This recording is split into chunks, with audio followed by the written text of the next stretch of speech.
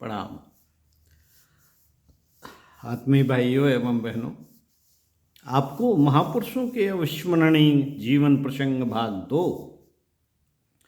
वाङ्मय 51 लेखक पंडित श्री राम शर्मा आचार्य से पढ़कर सुनाते हैं वीरवर राणा सांगा के बारे में। आइए सुनते हैं। स्वाध्याय सत्संग करते हैं, चिंतन मनन करते हैं और कुछ प्रेरित होते हैं और लोगों को प्रेरित भी करते हैं। साथियों, राणा संग्राम सिंह भारतीय इतिहास के एक प्रकाशमान नक्षत्र हैं। उन्होंने अपना संपूर्ण जीवन देश व धर्म की रक्षा में लगा दिया था। राणा संग्राम सिंह, जिन्हें राणा सांगा भी कहा जाता है, मेवाड़ के शासक थे। मेवाड़ एक छोटा सा राज्य था, उसके साधन भी सीमित थे। तब भी राणा सांगा के शौर्य, साहस और धर्मनिष्ठा के कारण वह अजेय बना रहा। जब तक राणा सांगा जीवित रहे, देश धर्म की रक्षा के लिए निरंतर संघर्ष करते रहे। राजभोग क्या होता है, आराम का जीवन कैसा होता है, राणा सांगा ने इसका अनुभव करने की कभी कामना न की थी। उनके जीवन का केवल एक ही लक्ष्य था और वह था देश धर्म की रक्षा के लिए संघर्ष करते रहना। उन दिनों भारत पर मुसलमानों का राज्य था और वे हिंदू धर्म को मिटाकर भारत को इस्लामी देश बनाना चाहते थे। राणा सांगा को यह दुरभिसंधि जरा भी सहन न हुई। पहले तो उन्होंने देश के सारे हिंदू राजाओं को समझा बुझाकर एक झंडे के नीचे लाने का प्रयत्न किया, किंतु जब देखा कि वे सब अपना जातीय गौरव खो चुके हैं, तो धर्म की रक्षा के लिए खुद अपने बलबूते पर खड़े हो गए। कायर और विलासी राजाओं ने राणा सांगा को बहुत बार समझाया कि वे अपनी हानि लाभ देखें, देश धर्म के चक्कर में न पड़े और उन्हीं की तरह ही निश्चिंत और निर्विघ्न जीवन यापन करें। आजकल मुसलमानों का सितारा बुलंद है और हिंदू धर्म के नक्षत्र कमजोर पड़ गए हैं, इसलिए उसका पक्ष करने से कोई लाभ न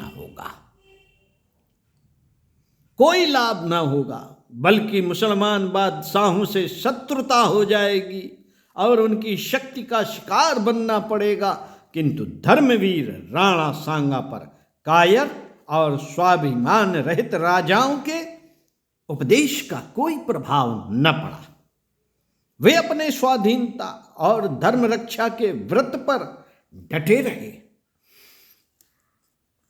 राणा सांगा को अपने व्रत पालन में लगभग 80-90 लड़ाइयां लड़नी पड़ी, जिसमें उन्हें अपार क्षति उठानी पड़ी।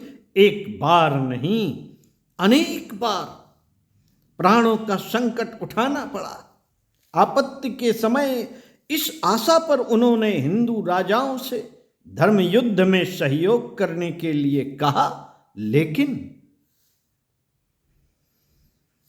सदा ही उनसे कोरा उत्तर ही मिला।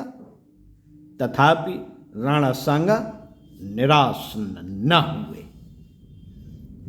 न हुए और उन्होंने अपना साहस ही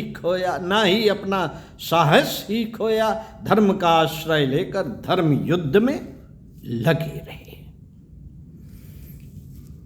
न केवल राणा सांगा को ही, बल्कि उनके पूरे परिवार को भी अपार कष्ट उठाने पड़े। शत्रुओं से अपनी रक्षा के लिए महीनों तक लुक छिप कर इधर उधर मारे मारे फिरना पड़ा, किंतु कर्तव्य परायण राणा सांगा ने परिवार के मोह में आकर अपने व्रत से मुख न मोड़ा।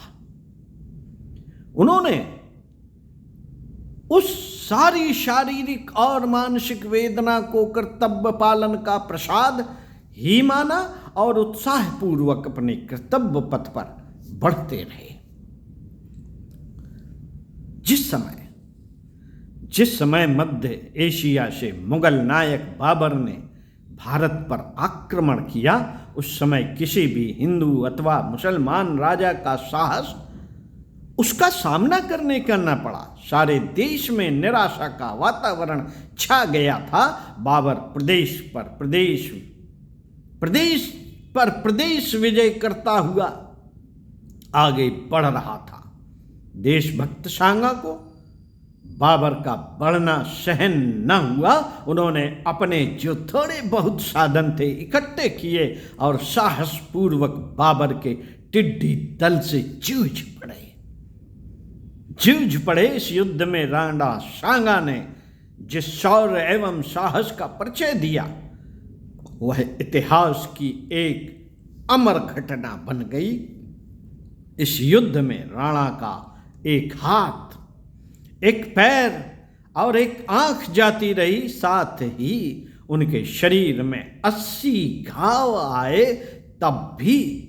तब भी वे रणभूमि में घोड़े पर डटे हुए युद्ध करते ही रहे और तब तक करते रहे जब तक बाबर संधि करने पर विवश न हो गया। धन्य थे राणा सांगा। ओम शांति।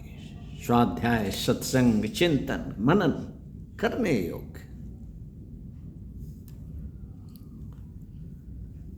आपको आगे पढ़कर सुनाएंगे लौह पुरुष सरदार वल्लभ भाई पटेल के बारे में। सुनते रहिए। ओम शांति।